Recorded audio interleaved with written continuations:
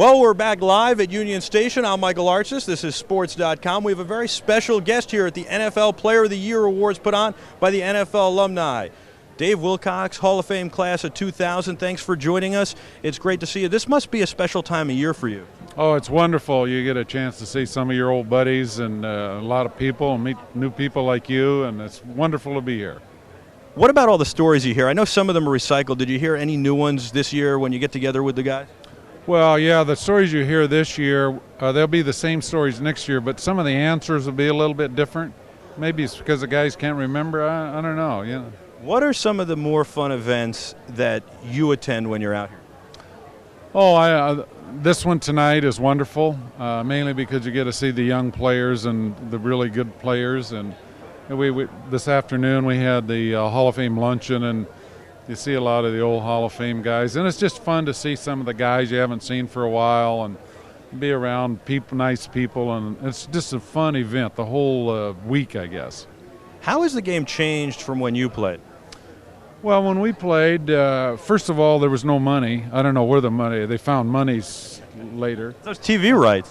Is that what it is? I think so. Okay, and then we also we didn't play on real fields like they have today. We played in mud and stuff. I don't know how. Do you think it takes away from the game a little bit that there aren't mud bowls and ice bowls and there isn't this real grass that is being kicked up in the air? It's turf and manufactured grass. Well, I think the game today, the way they play it, it's about speed and all that. Well, guys had speed back in the 60s and 70s, couldn't run very fast because the mud was so deep.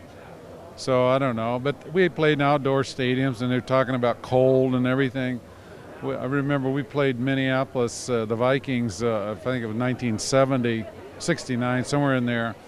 Go out to play, and it's 15 below zero, and the ground's frozen, and they've got little pock marks all over from the cleats, and it's kind of, you know, things are a little different now. I'm a lot older, so if I was playing today, I'd like to play in a new stadium because I am older, you know. Did you ever have a situation like in the movie Best of Times where the field got so muddy at halftime that it changed the way the game was played and changed the outcome?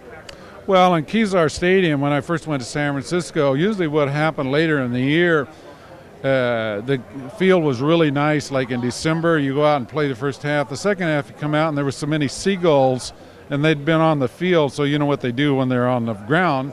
So nobody would want to put their hands down and get a three-point stand to kind of fake it. That go over well with the coaching staff? Oh, the coaches didn't know. They couldn't see. I mean, our four coaches, or two or whatever we had on the team. The coaching staffs have grown. That's something that amazes me all the time. That's why I was wondering. I was at a 49er game last year or 2 years ago and walked by their coaches' rooms, and there was a thing that says pass rush specialist. So I assume he did deals with the pass rush guys for defense, but I didn't see a coach that says run specialist for defense, so I'm not sure. Who do you like in the Super Bowl here? Actually, I'm kind of rooting for Green Bay. I like Aaron Rodgers. My son coached at Cal when he was there, and kind of followed him, and I like him. But Pittsburgh's a good team. I don't know. It's going to be a toss-up. What about who do you have for Offensive Player of the Year? Offensive Player of the Year this year? Well, I mean, I don't know. I probably don't watch them as close as you, but I think it's hard to not choose Tom Brady. And defensive? I think here real quick. I'm not sure. Would you go with Troy Polamalu or Clay Matthews? Between those two, who do you think it is? Yeah. Both of them? Sure. No, they're both great players. Do you watch the game that much now? Yeah, I do. I watch a lot of college games because my son's involved, and I'm an Oregon Duck. Football family. Yeah, and I had an older brother, played the Eagles in 1960 and won the championship. Was smarter than I am because he retired and did other things. An Oregon Duck, do you ever ask them what's going on with those uniforms now? About 15 different uniforms with 25 different designs? Well, it's kind of a thing every game to figure out what they're going to wear.